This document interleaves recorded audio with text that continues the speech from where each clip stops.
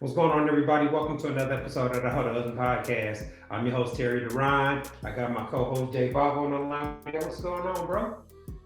Not much, man. Looking forward to chopping it up tonight here. A couple of great trending topics for you. But want a quick reminder, you can catch us on TikTok as well as subscribe to us on YouTube at Hold of the Podcast. And for those of you interested in promos and shout out, shoot us a DM on IG at Hold of the Podcast, as well as email us at holdofthepodcast@gmail.com. All right, T. I want to start off by giving a shout out to my man, Brother Soul Productions, for keeping us with our background music. I'd like to also remind everybody to continue supporting the podcast or our Cash App and our PayPal. And I'd like to also remind you to get the audio playback of the podcast every Monday afternoon at 4 p.m. Central Standard Time on thecore94.com. Now, today's episode is titled Spinning the Block. We're just going to be having a discussion about some of the pros and cons of dating someone that you had, previous dealing with an ex or an ex-fling or something to that nature. But y'all know how we do around here, man. We like to start off discussing trending topics or things that we've seen on our timeline. So this first video is pretty interesting. I got a lot of reaction online to it, but it was a video of Angela Yee where one of her callers called in and explained what's going on with her sex life. Let's take a listen. Okay, so my secret is I've thought about other men while I'm having sex with my husband to get an orgasm. Ooh. Because he sometimes, well, no, not sometimes, all the time, very repetitive. We do the same positions. You touch me the same way. So you just gotta it's think. like, damn, so I'm like going through it or whatever, but I'm like, damn, I do miss my old little squeeze because he had me flipping, dipping, everything. Why you don't initiate switching it up? I mean, I do, but like sometimes you want the man, you don't want to take the lead all the time, right? Right, no, you don't. Yeah. So, it can kind of get a little boring, but it's okay. All right, hey, look, it's just my little secret. It's just thoughts. Just don't say the wrong name. Yes. And don't say where you're from. No, I won't do that. But, I won't say too much. That's all I'm going to say. She's like, leave it at that. All right, thank you for calling. Now, realistically speaking, you can't control what somebody thinks about, fantasizes about, or what makes them bust in it.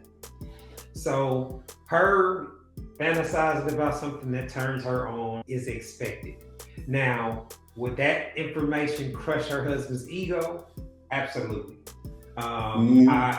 Some thoughts should be kept to yourself, but I think this is actually a common thing. And if like I said, I don't think this is a conversation most people would, respond positively to.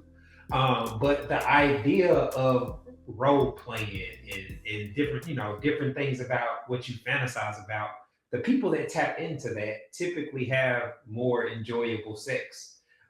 Because, a lot of the things that turn us on or make you bust are things you're not supposed to be doing, or things that are considered gross when you're not horny or when you're not in a sexual environment. And so, the things that are taboo and risque, those are the things that turn us on the most. So what she's saying is totally normal, but it is something that should be kept close to the vest. Yeah, absolutely. Yeah, man, I think this is probably more common than we'd like to think, or actually just give credit for. I mean, I think it ain't even. I think men even do it too. When having sex with women, think of somebody else. I'm not sure if it was you or ST that did a survey on that. If you think it was somebody else one. I remember I saw that before, but it's definitely pretty common here. But like you said, most people, you tell a man, hey, I think about somebody else while I'm thinking about one of my exes or one of my ex-flings when I'm having sex with you. Yeah, it's not, no man's going to respond to that positive, or most men aren't going to respond to that positive. But like you said, there's ways to enhance, like, you could role play or figure out just different ways that you can, spice it up and make it just a little bit different than what you normally have. I mean, well, I don't think men or women will respond to it positively. But I think it's something that men or women, in a lot of places, you kind of have to do that when you are overlooking something that you may dislike about your partner, or don't turn you on, or they gain weight. Like when we talking about these things, you giving grace and you ignoring certain things. Sometimes that requires you to mentally tap into fantasizing or thinking about how they used to look or something from the past. That's better than cheating, right? You know what I mean? Like to me, absolutely. I wouldn't view that any different as watching porn or masturbating or whatever. It's one-on-one. You ain't hurting nobody. You fantasizing and you doing what you got to do to bust a nut. I think that's totally reasonable. That's way better than putting your family at risk or your relationship at risk. And like I said, if your partner would not be receptive to it, keep it to yourself. Like that's one of those things that I think is not I don't see any direct harm being caused by having a thought or fantasy like that, unless it's to the point where you creeping and you trying to get sleep with the ex again or something. That would be problematic. But the fantasy itself is not. Right, there's no harm in fantasies. I mean, like you said, it's no different than watching porn. I think, like I said, I think it's pretty common. I think folks do it all the time. But I think, you blow those lines once you actually start, contact a person and do it. Either that or, like she said, screaming, moaning or screaming the wrong name while y'all are dead. Yeah, see, well, I guess back when I was single or when I'm engaging with women, I use things like this to my advantage, like having conversations about their first orgasm or the best head they've ever had, or, the most unique place they've had sex. Like I like to have these kind of your best or your most memorable conversations because you can tap into it. You know what I mean? Like those are the things that create natural sexual chemistry and somebody thinking about the experiences they had them on. So I would not have a problem with that. Like I want you to fantasize about whatever you got to fantasize about to make you nut. I remember a while I explained that when I was single, I had this chick that would make me she would ask me about my best sexual experiences and I would be giving her the details while she would be giving me head. And so just the mental stimulation from saying things out loud and having, recalling, because she would be asking me about different girls and stuff like this. So that mental stimulation aspect of it, man, is really underrated. And I think if you secure enough in yourself, you can really benefit from tapping into it. Man, you dropping gems right there because that's crazy. She's actually, doing it in real time as you're explaining it. That's like what you're getting the best of it right there, and you gotta go do a it was this right here. Well, when it comes to sex, man, anything that you can do to stimulate somebody mentally is already gonna push them towards coming, because whenever you're having a sexual experience, if something distracts you from what you're thinking about, it's gonna be impossible to come. You know what I mean? Like, so tapping into it or relying on something that already turns them on, like somebody fantasizing about, she could be fantasizing about a porn star or a celebrity or whatever. What difference do it make? Like the person that she giving the coochie to or she's having sex with, I wouldn't care what she's fantasizing about. Like I want to encourage it. And so, but some people are paranoid about what it could lead to, and that can cause problems. I mean, there's nothing, at the end of the day, if she wants to do it, there's nothing you can really do about it, right? She's going to do it anyway.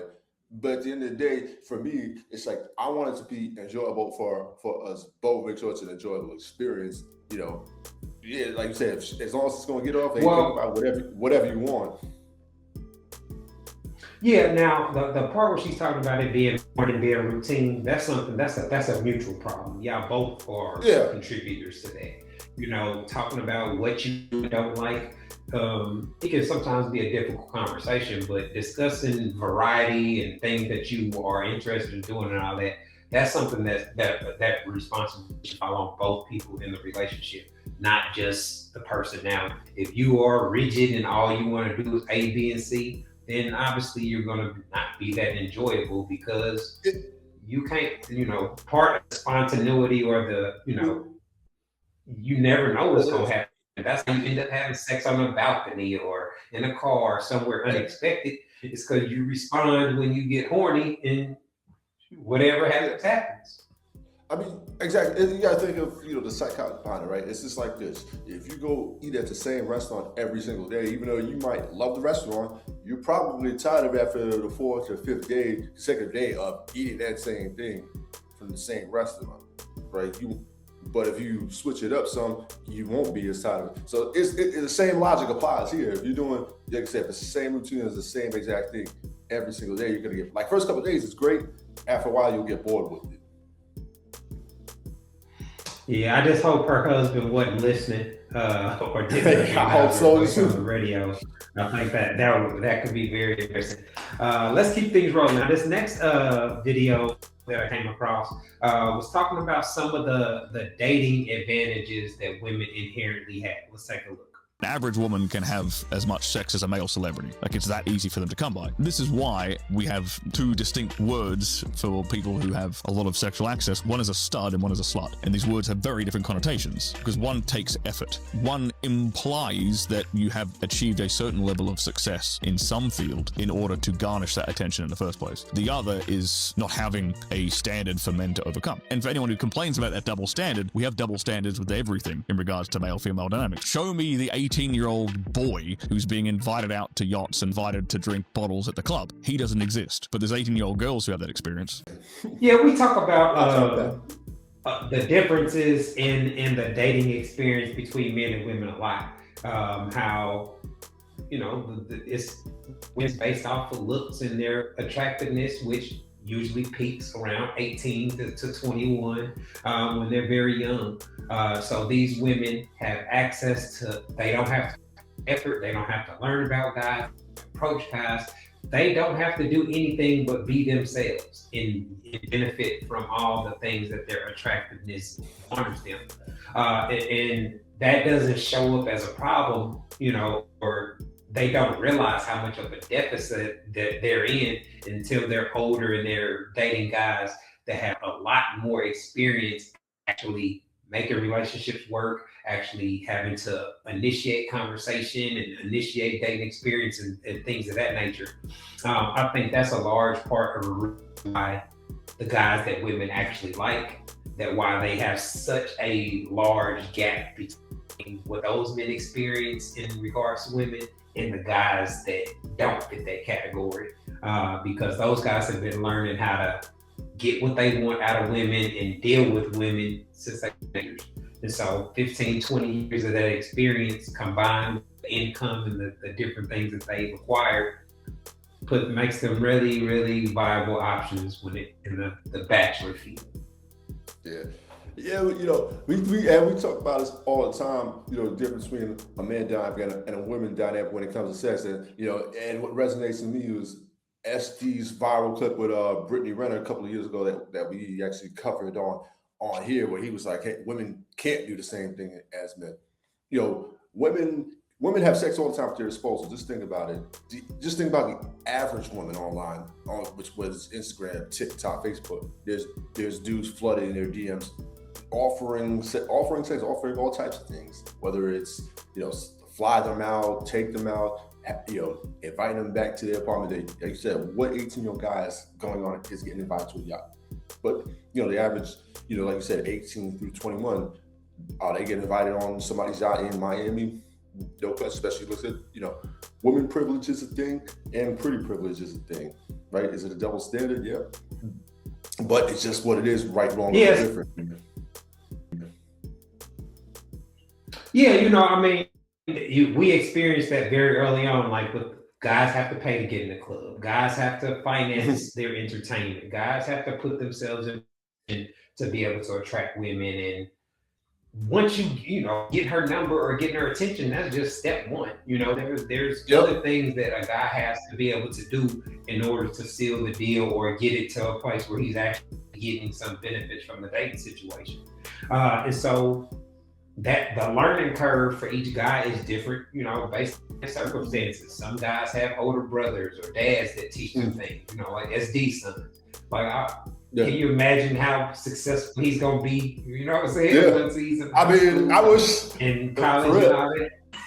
I can only imagine, right? He has an adult son, and I'm sure he's soaking in a lot of game from him. He said he's going out with him on road. That conversation. So he's probably soaking in all that game right then and there in real time. Hey, listen, I can only imagine. I wish I had that. Growing up, has whether it's my father or uncle or some sort of older brother figure like an SD growing up. My dating life would probably be would have been a lot more successful. Whereas I'm learning through trial and error in my late teens and early 20s here. Yeah, I can't imagine, growing up in this era where you have this much access to information or things. I learn stuff on my timeline every day that and I'm always constantly thinking like, damn, I can't imagine, parenting tips and how to make a baby stop crying and just all kind of little, life hacks and little tidbits of information. But as far as dating and dealing with women, having SD is having a responsible dad that puts his son that he got him a trade, like put on the path to be a man that women want, and having somebody that's actually living it, putting you on game, that's priceless, So that's the benefit of having solid fathers and quality men, and essentially why they're so valuable in the dating market. But you're right. Most of us have had to learn from trial and error. And I didn't realize it at the time. I thought my dating experience kind of mirrored everybody else's for the most part. But as we talk about these type of things, average man I learned more and more. Like, damn, I struggled in middle school, but from high school on, I kind of hit a sweet spot where I figured out who liked me and who didn't. So, with your stuff, I think it's unique because the average man is struggling in the day. Hell, in today's day and age, the average man is just struggling to get sex out of a woman, right? And I think you had the wherewithal and self-awareness early on to see, okay, where you're going. And unfortunately, a lot of men, I guess in general, just don't have that wherewithal and self-awareness to see what's going wrong, or just didn't have that guidance, right? So, a lot of times they're kind of going what they know. Once after a certain age, they're like, not true. I guess they say, for lack of better description here, kind of just stuck in their ways, right? So I think I guess that's the problem that you have now in today's dating here, where I guess the men are struggling. Well, yeah, I can certainly understand the struggles of dating in today's day and age with everything that's going on. But I guess we can get into that another. We're about to take a quick break. Okay. Oh, go ahead. Now, as I ask you, being with your dating experiences, I know we talk about SD, gives game, probably giving game to his sons. How is that with your daughter? Is it any different? Like when do you talk to her about dating? Like how does that go? Or do you just have your wife talk to her about it? I try to, but she's an anomaly, I guess. Or I'm not really that. This generation doesn't seem that interested in dating. I try to talk to her about guys she's interested in or who she thinks is cute, but she's not. Maybe she's just saying that because I'm her dad, but she doesn't seem like she's interested in none of the boys at her school. They all lame, they all short, they all this. And so I try to put her in context. I try to give her context like, man, class president, you a varsity leader. Like, it's intimidating for a lot of guys to approach her. And so I don't know how the dating situation is gonna go, because I think a lot of her interpretations of it is just so negative and it feels unfair. But she ain't trying to hear it from me. Like try to give such and such a chance, or when I ask her about the guys that I see that attract me, so I'm like, what about him? She's like, you're being weird, you know what I'm saying? Like, so she don't want to talk about it with me, I guess. So I can understand that, but I haven't heard her talk about nobody that she finds interesting, or maybe I'm just left out the loop, but I'm interested to see how she talks. Right. Once she does go on a date, I'm anxious to see how that goes. I guess one day you're just gonna find out, hey, Dad, I got a boyfriend now. I'm dating this guy right here. You just have to find out that way one day. Well, I mean, eventually, I'm cool with that. Eventually, I'm gonna have to meet the dude, or you know what I'm saying? Like, so right. I ain't gonna bully the dude or nothing crazy, but I don't know, man. I started dating, like, she's 16. By 16, I was in the streets, like I was almost in the army. So our life experiences are drastically different. Because, I talk about my experience. I was working since 14. So yeah, by the age that she's at now, I had my own income. I had my own phone line. I could pretty much move. I was living like a college life, pretty much. I'd keep my mom updated. Hey, I'll be home at 6 or what's going on. But I didn't really have to ask permission to move around. I just had to give gas money or figure out how I was going to get there and what I was going to do. And I didn't really have to ask because I had my own money for the most part. All right, but I would definitely keep you updated, man. Once something changes, I'm anxious to see how that plays out myself. All right, man. We up against the clock. We're about to take a quick break. When we come back, we're gonna be getting into today's topic, spinning the block, where we discuss the pros and cons of dating exes and hooking up with ex-flings. You were tuned into the Hoe to Husband podcast. We'll be back in a minute. Hi, I'm relationship coach and author Terry Duran, and I am pleased to announce that my book, It's Not That Complicated, is finally available as an audiobook. So if you don't like to read, or you just don't have time to read a paperback book, this audiobook is perfect for you. You can listen to it while you're in your car, while you're at work, etc. In the book, I break down how husband material men think and operate in regards to sex, love, and relationships, and I provide real quality insight on how husband material men approach dating. The audiobook is available on audible.com and on iTunes. All you have to do is go to one of the websites and search for my name, Terry Duran. Go download your copy today. All right, everybody, welcome back to the Hoe to Husband podcast. Today's episode is titled Spinning the Block. And we are just going to be discussing the pros and cons of, kicking the tires and seeing what's up with an ex. A lot of times when people break up or lose contact, a lot of times, especially, from our generation, you don't get closure. You might not get an explanation. And so it's very possible with Facebook and Instagram recommending people and showing who you're connected with through school, past jobs, etc. You may come across somebody from your past. And from what I've seen, there seems to be this negative vibe that people have towards all exes that I don't really feel is warranted. Now, I understand bad breakups, cheating, whatever the case may be, but there's on the internet, which is a toxic place, there seems to be this general consensus that they're an ex for a reason, and just because somebody's an ex makes them undateable and unworthy of ever consideration of being dated. And to me, that's just an illogical standpoint. What do you think? Yeah, absolutely. I think it's always a negative connotation when it comes to when it comes to exes, right? Because like you said, everybody says, well, they're an ex for a reason, but nobody really gives the context behind it. There's plenty of different reasons. It doesn't always end negative. Sometimes it's just not the right timing for that relationship to work, right? Whereas maybe if you would have met another time, it would have worked a little better than what it did when you initially met and decided to start dating or get into a serious relationship with that person. So I don't think it's always negative. And I think one way I look at, exes, I always look at what I can learn from that last relationship.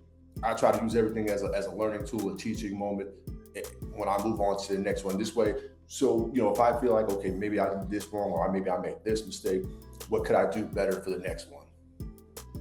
Well, see, that's what I mean. It's not always every breakup ain't because of a mistake. Like sometimes you could have been with somebody your 11th grade year, but her dad got a job in Las Vegas, and so she moved.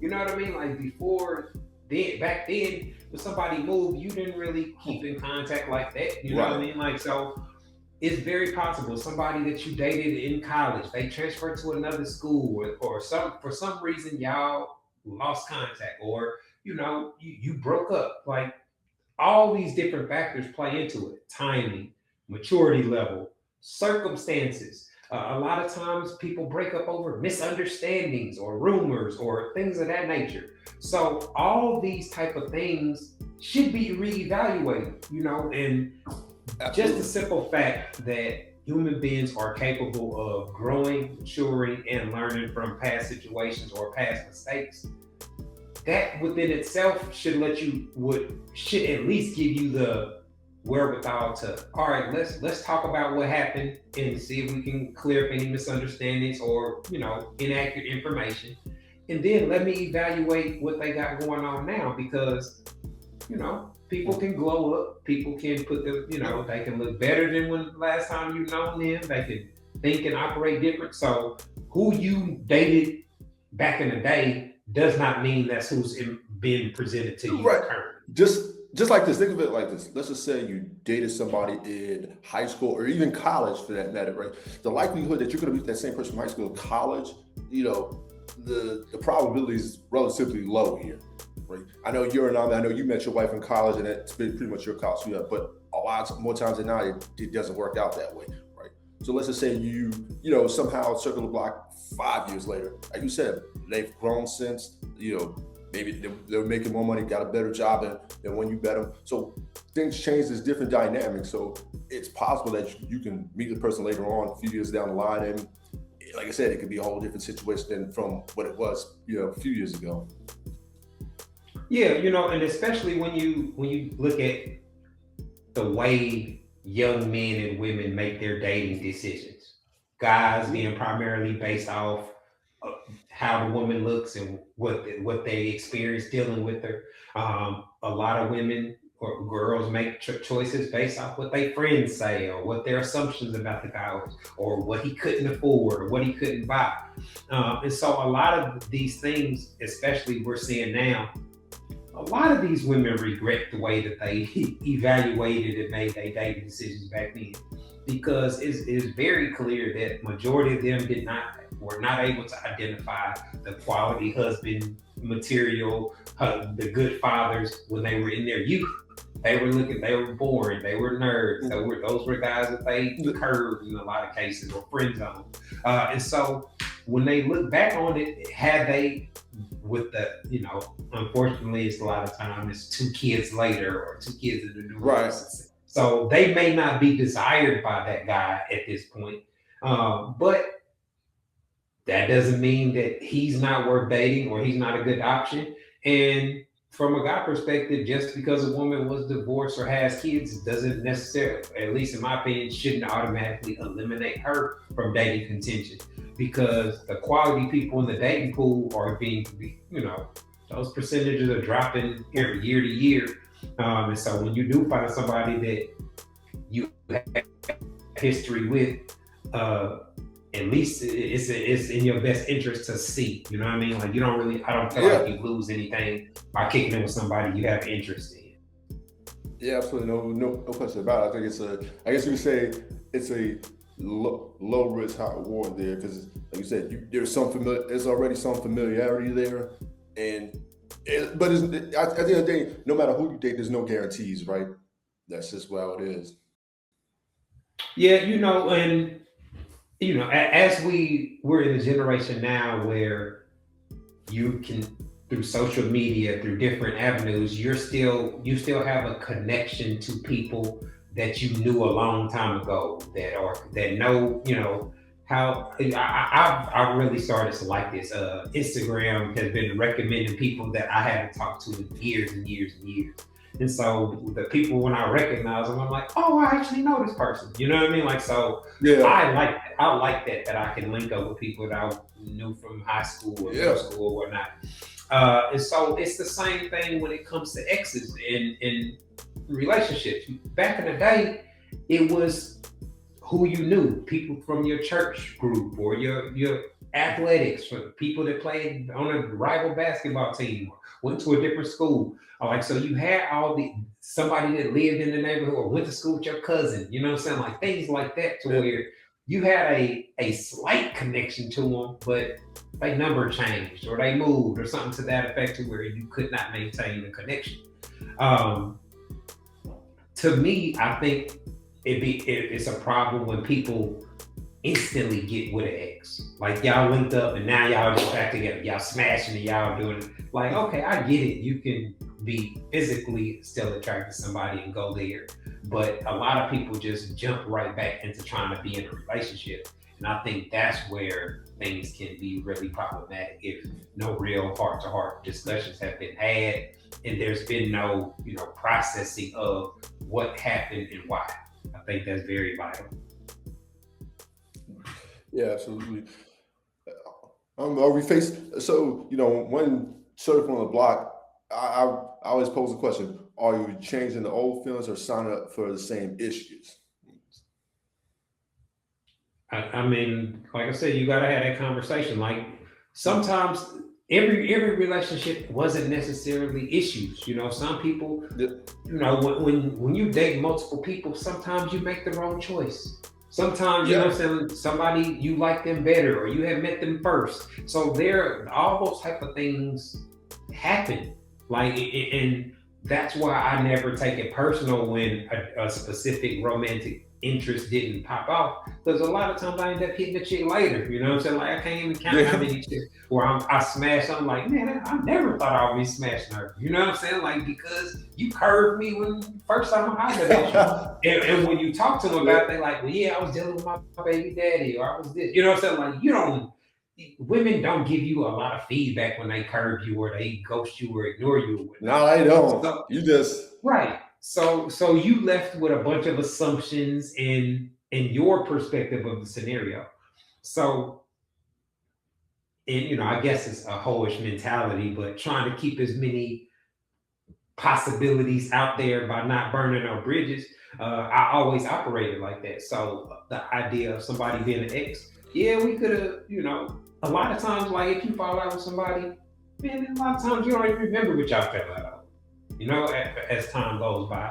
So I think just in general, somebody that already knows where you from, because if you got in a relationship with them, then the assumption is y'all know a significant amount about one another. And I guess, obviously, it depends on what age you were, the stage of life that you were in, but somebody that you already have history with can speed up the process and make it a real enjoyable dating experience. Yeah, no, absolutely. I think I think you're more so chasing those old feelings, even nostalgia to a certain degree when you are circling the block. Not necessarily the same issue, because you're forgetting about the issues that you had, right? You're kind of overlooking that, and it's not to say that those same issues are going to reoccur. They may or may not, but you want whatever was that attracted you to the person initially, and whatever that kept you with that person up until to the time you guys fell apart or broke up. So you're looking for that. Yeah, like I said, once you have that conversation, if you, obviously the physical attraction still has to be there, No question. I think that's kind of the first thing when you see somebody you used to date or whatnot. How do they look now? Are they still attractive, or did they fall off? I think men and women look at, that's one of the first things they look at. But when you see somebody and they are really attractive and they are fitting your description, as far as what you like physically, you have no incentive to not do it, and then, like I said, with people that from the past, you could have known a chick in middle school and she was super fat and nobody dated her, but now sis is a fitness model, fitness trainer or something. So you might recognize the name like, Christy Carter. You know what I'm saying? Like that That's looks her? like the Is that the same person? Yeah. It could be something totally different about the person that makes them interesting to you now. Now, I've had posts like this where women, will say, like, well, he don't deserve her now if he didn't like her when she was fat, but that's not realistic. Like, there are a bunch of guys that were nerds and dweebs back there that have houses and businesses and have money and are attractive now. So somebody back in the day may not have been that attractive to you, or may not have been that fun for you to have a dating experience with. Things could be drastically different in 2026. So I just think a lot of people should be more open to that, because the idea that you're just gonna meet somebody new and end up married, it's just gonna work out. Nah, the odds are just, they're stacking up against you each year as things get, the mentalities get worse, the experiences people have continue to pile up and cause baggage and trauma. So it just seems like it's something that's going to be harder and harder to achieve for people going forward. Now, if there's children involved, there's an added incentive for the couple to try again, but that shouldn't be the only reason that you try to get back together with that person. Well, I've never had to deal with a co-parenting situation, but yeah, obviously, especially if you got young kids, the family dynamic is still the ideal situation that people, for a child, being with both parents is considering they're both healthy, reasonable, responsible adults. That's the ideal scenario. But not if the two parents can't get along. If the reason that they broke up was some immaturity or just some conflicts that come with being young or being new parents, those are things that are in your best interest to work out. Because ultimately, if you do have a family within the same household, then the goal is for the finances between both of them to elevate the standard of living for the entire family. And provide that stability that the child needs to grow and develop. So yeah, if you got kids, the more people you meet, they're most likely gonna have kids, and then most kids are accidental. So the more sex you have, the more chances you have of having kids. So if you can get with the person you already had kids with, I think that's should always be at least a consideration. Yeah, no, I agree that it should be a consideration. Because you already have kids with that person. I think it changes. Obviously, when you break up and you have kids, you're trying to figure out how to co-parent, and it changes the dynamics completely. So I think you guys and the kids are better served if you're trying to figure out a way to reconcile whatever those differences were, and figure out a way to get back to, like you said, not necessarily solely for the kids, but maybe even for each other. Right? Because both are trying to get back into the dating rate. When you have kids, does it make it easier for both? No, because now you got to schedule. You got to figure out when you're trying to get out the date, right? You got to figure out around the kid's schedule, right? Hey, for example, the logistics. Hey, this week, hey, they're gonna be with their father this week. I gotta plan a date around that weekend, or vice versa. Hey, I got the kids this weekend, so I can't really do anything. I got daddy duties, so I gotta figure out something around that. So it changes everything. Yeah, like I said, I never had to deal with it, but kids, baby mama drama, all those are factors. If you're trying to really seriously date somebody long term, all the things that are going to impact your day-to-day life in your household need to be discussed and considered. And so that's why most people with common sense don't want somebody with several baby mamas or several baby daddies. Like, those things are just, the potential for problems is there. Yep. And that is a lot of baggage and a lot of responsibility to work around and deal with.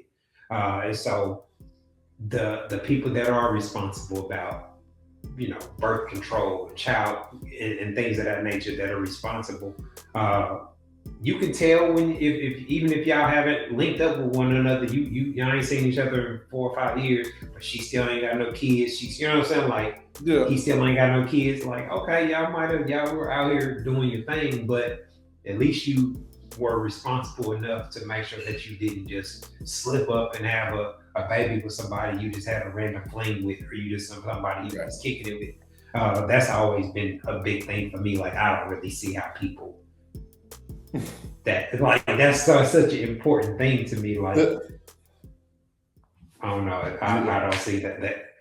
I understand casual sex, but y'all, you know, I'm more oral sex to avoid pregnancy. It's kind of my I remember that story. Learn the tongue game, so this way you can avoid, shooting up in the club and getting her pregnant. Yeah. I would think about stuff like that all the time, man. Just, I don't know. Maybe because I didn't have a dad growing up that I was so, adamant about parenthood or not accidentally creating no kids.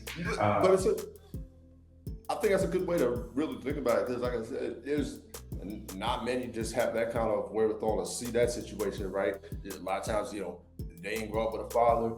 What's the first thing they do when, in their late teens or early 20s? Go ahead and go have a child by somebody. So at least you saw that and you're like, damn, I didn't have one in my life, so I don't want to be that way, or I don't want to have a unplanned pregnancy, a kid early on, and I'm not married to this person or anything. Well, I'll take that. I never thought I would be married, so I always I expected to be a single dad. So I wanted to make sure that I didn't say I wanted to be. I expected to be. Okay. I didn't think I could be with a woman long term. So I was thinking I need to be able to have income in order. My 6-figure goal back then. They hadn't had us food. So I was thinking I need to be making around 6 figures, and that'll put me in a position to be able to provide for me and my kids if I have them. So that was essentially what it was. I didn't want to have any kids while I was still in the Army or college, while I was trying to put myself on that path. That was, roughly my strategy on how I was dating and operating. But I lucked up. I'm the unusual. My first adult relationship has turned into a marriage where we're approaching 22 years of marriage, I think. I didn't expect it. I'm shocked that I'm still in a marriage this long. Like, I can't believe that I'm one of the people that people look at like, man, y'all been married forever. Yeah. Like, I never thought that the way that I view dating and relationships and my dealings with women. Like, chicks would just get on my nerves after a couple of months, you know what I'm saying? Like, but I had never lived with a chick. I had never done any of those type of things. So, trial and error, right? Yeah. It just worked out for me. First time you ever shared a living space with a woman, and it worked out that way, right? That's dope. Like I said, I don't really have nothing to compare it to. I think I had 1 or 2 chicks spend a night before, but she was the first one that ever was at my house regularly. You know what I mean? For an extended period of time. Well, just days in a row. Like, she still had her own apartment. So you woke up at my house, we separated, you went to class, but then that night we had dinner and went back to my apartment. And stuff like that, to where we didn't necessarily live together, but we slept together in the same bed almost every night. So that eliminates my time for my other hoes and other chicks. And so it just kind of happened naturally. Might have been a strategy. Hey, it probably was a strategy. Part. Hey, yeah, exactly. Facts. All right, man. Looks like we up against the clock. We about to get up out of here. Looking forward to getting SD back in a couple of weeks. Daddy duties definitely keeps him away from recording. But this has been another episode of the Husband Podcast. I want to give a shout out to my man, Brother Soul Productions, for keeping us laced for our background music. I'd like to remind y'all to continue supporting the podcast through our Cash App and our PayPal. Jay, I appreciate you linking up with me so we can get this episode knocked out. This has been another episode of the Husband Podcast, y'all. Thanks for tuning in. Peace.